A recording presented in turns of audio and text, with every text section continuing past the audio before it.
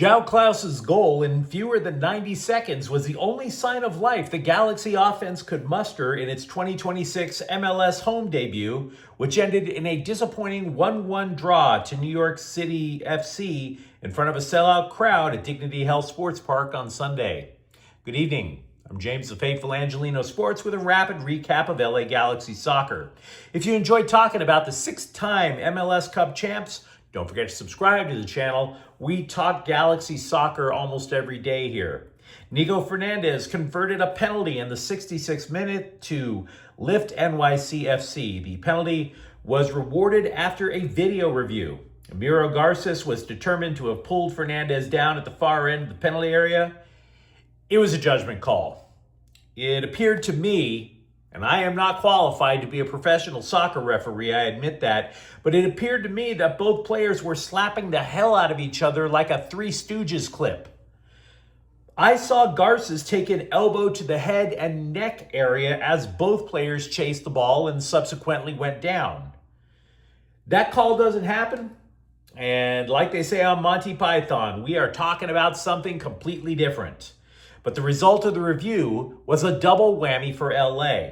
Not only the tying goal eventually being conceded, but Garces was issued a red card because it was his second yellow of the match, and the Galaxy played on their heels for the rest of the game.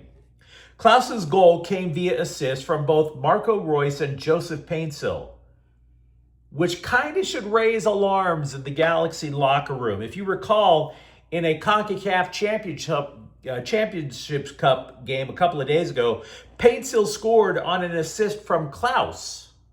So, if you're not talking about Reus, Paintsil, or Klaus, where are you getting the pressure offensively from?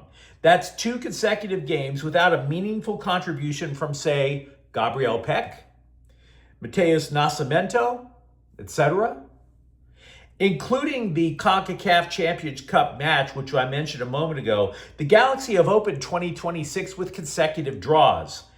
This is concerning, not just for the here and now, but we are now reaching past an entire calendar year trying to find consistent offense without the oft-injured Ricky Puig. Right now, they're only scoring a goal a match. This match was, overall, to be charitable, it was kind of like watching a car trying to flee from the LAPD with a blown tire. Not only did the Galaxy look like they were ready to take a nap after the first goal, they typically play a possession-based game, but the Pigeons dominated on that end. They had more than 61% of possession. And then you consider that the Galaxy went into the match playing a 4-3-3 alignment, which is specifically designed to control the ball, to create pressure. Again, if there are alarm bells being raised in the Galaxy locker room without having an L, yeah, I would expect that. I can't tell you with absolute certitude how much better this club is than the abomination of 2025. I think they're better. Significantly better? Can't tell you. But if you recall, back in 2025, that team didn't win in any of its first 16 MLS matches. Moreover, during that stretch, they got the hell kicked out of them on more than one occasion. But I will say that they're better, and I think I have solid ground to say that.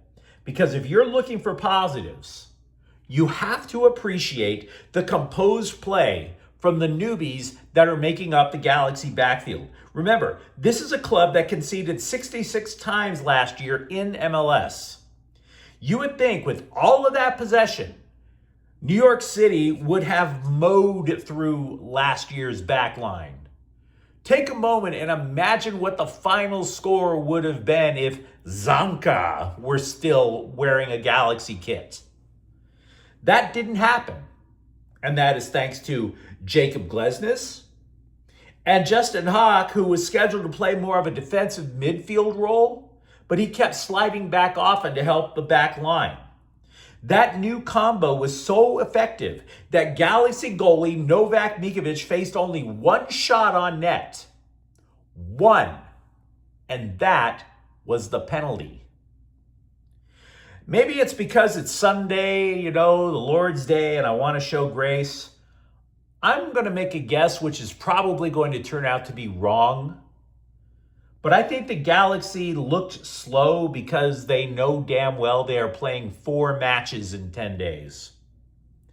It would not surprise me if the players were a little guilty of looking ahead. Why?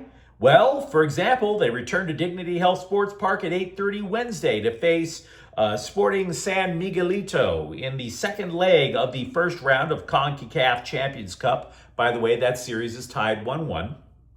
And then the Galaxy will be back in action a couple of days later. They will host Charlotte FC at 7:30 p.m. Saturday. That's a lot of soccer to kick off the season, frankly.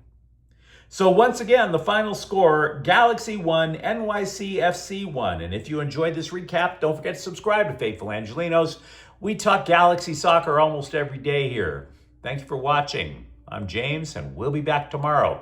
Faithful Angelinos is a Kian Cortel Queso production. Take care.